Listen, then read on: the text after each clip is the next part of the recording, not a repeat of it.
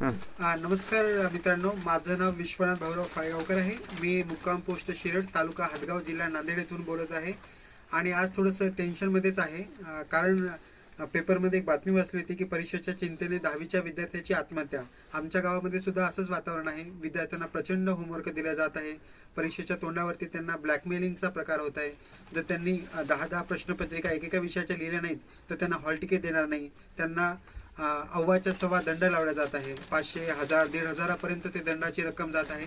त्याच्यामुळे विद्यार्थ्यांच्या मनामध्ये प्रचंड ताणतणावाचं वातावरण आहे आणि त्यांना वर्गामध्ये समोर उभं करून त्यांना अपमान करणे, त्यांना शिवीगाळ करणे, तसा सर्रास प्रकार होत आहे।